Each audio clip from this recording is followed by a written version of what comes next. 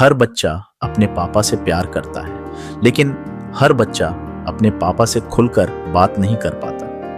कुछ बच्चे अपने ही घर में धीरे धीरे चुप हो जाते हैं, क्योंकि उन्हें सजा से नहीं, अपने ही पिता के गुस्से से डर लगने लगता है।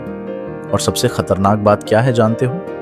जिस दर्द से हम बचपन में टूटते हैं, वही दर्द बड़े होकर हम किसी और को देने लगते हैं, बिना समझे, बिना जाने। ये कहानी है एक ऐसे पिता की जो अपने बेटे को खो रहा था और उसे पता भी नहीं था। सुबह के करीब 7 बजे थे। खिड़की से हल्की धूप कमरे में आ रही थी, लेकिन घर के अंदर एक अजीब सी चुप्पी थी। किचन में बर्तनों की हल्की आवाज और हॉल में बैठा आर्यन, हाथ में चाय का कप ली, लेकिन दिमाग कहीं और। तभी छोटा सा आरव स्कूल यूनिफॉर्म में उसके पास आया। पापा, मेरे जूते का फीता बांध दोगे? आर्यन ने बिना उसकी तरफ देखे कहा, खुद करो, इतनी सी चीज भी नहीं आती तुम्हें। आरव चुप हो गया।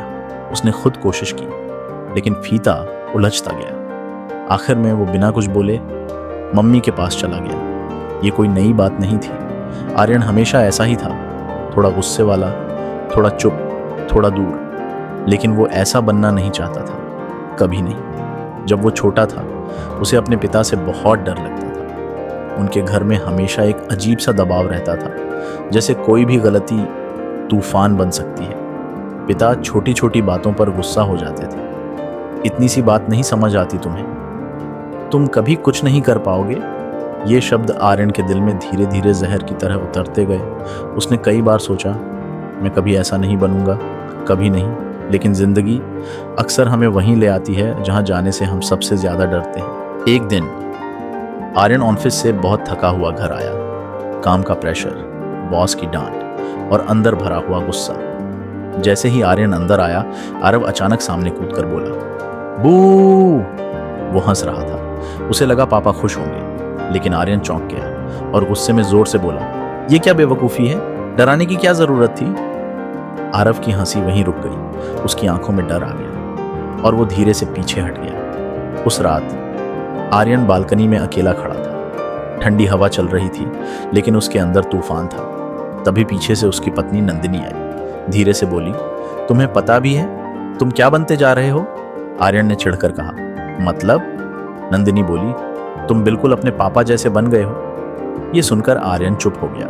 वो गुस्सा करना चाहता था, लेकिन शब्द नहीं निकले, क्योंकि कहीं ना कहीं उसे भी ये सच लग रहा था। अगले दिन आर्यन ने कुछ ऐसा देखा जिसने उसे अंदर तक हिला दिया। आरव अपने कमरे में अकेला बैठा था।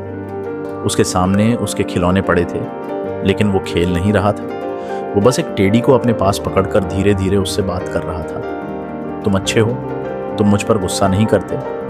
आर्यन दरवाजे पर ही रुक गया। उसने पहली बार अपने बेटे को किसी खिलौने में वो ढूंढते देखा जो उसे उससे मिलना चाहिए था। आर्यन ने धीरे से पूछा, आरव, क्या कर रहे हो? आरव चौंक गया। जल्दी से टेडी पीछे छुपा लिया और बोला, कुछ नहीं। थोड़ी देर चुप रहा, फिर धीरे से बोला, पापा, आप मुझसे नाराज हो ना? आर्यन ने कहा, नहीं तो फिर आप मुझसे बात क्यों नहीं करते? आप हमेशा गुस्सा क्यों रहते हो? मुझे आपसे डर लगता है। ये सुनकर आर्यन के अंदर कुछ टूट गया। वही लाइन, वही एहसास जो वो खुद बचपन में महसूस करता था, आज उसका बेटा वही महसूस कर रहा था। उस पल आर्यन ने पहली बार खुद को देखा। उसे समझ आया, वो अपने पिता से भागता रहा, लेकिन कभी उन्हें समझा ही नहीं। और जो चीज समझी नहीं जाती, वो अंदर ही अंदर रिपीट होती रहती है। आर्यन धीरे से आरव के पास बैठा।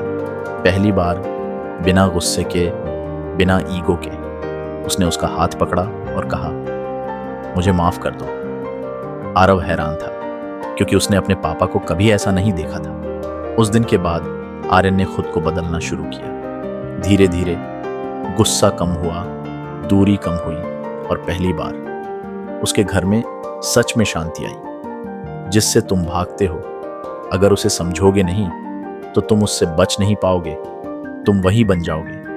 हम अक्सर अपने अतीत से भागते रहते हैं, खासकर उन लोगों से जिन्होंने हमें कभी दर्द दिया हो। लेकिन सच्चाई ये है, जिस चीज को हम समझते नहीं वो हमारे अंदर ही जिंदा रहती है, और धीरे धीरे हम उसी में बदलने लगते हैं जिससे हम सबसे ज्यादा नफरत करते थे।